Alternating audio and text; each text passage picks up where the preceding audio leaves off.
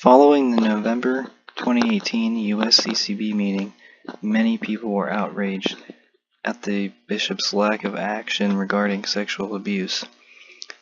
Later on, people pointed out the USCCB receives government funding, so we'll take a look at the financial statements and see how much that is. As you can see, the year is 2017. The first thing I want you to take a look at is this government contracts. And so if you take a look here, it is $72 million. They received $72 million from the United States government. So if we scroll down further into the financial statements, we can see that the government contracts are used for migration and refugee services. And if you take a look, here's the breakdown of where the money has gone in 2017 and 2016. As you can see, 2016, they received $95 million from the U.S. government.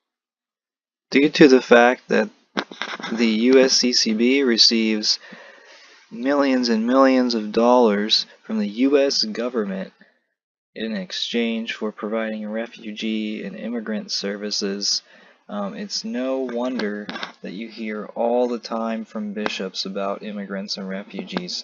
I'm not saying that's a bad thing, I'm just saying look where the money comes from and look at what they're preaching. Seems like a conflict of interest in my opinion. Another thing I thought was really interesting was this diocesan assessments.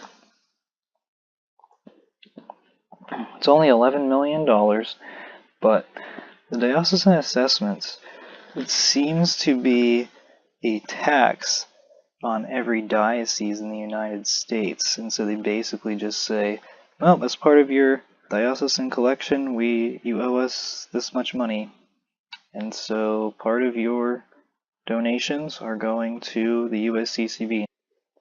The USCCB has their second collection schedule on their website, and so I would encourage you to check that out. I will post links to all of these websites that I used, and you can reference them at your convenience.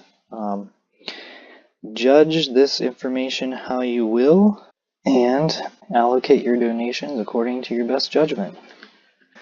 One random thing I noticed here was that Catholic Relief Services is actually operated by the USCCB. It was created by the USCCB, and its board of directors is comprised of 12 U.S. bishops elected from the USCCB.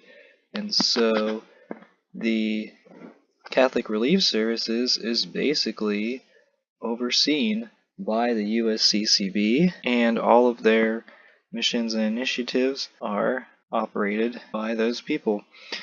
So if you're unhappy with the management of the USCCB, then Catholic Relief Services would also be a charity to avoid.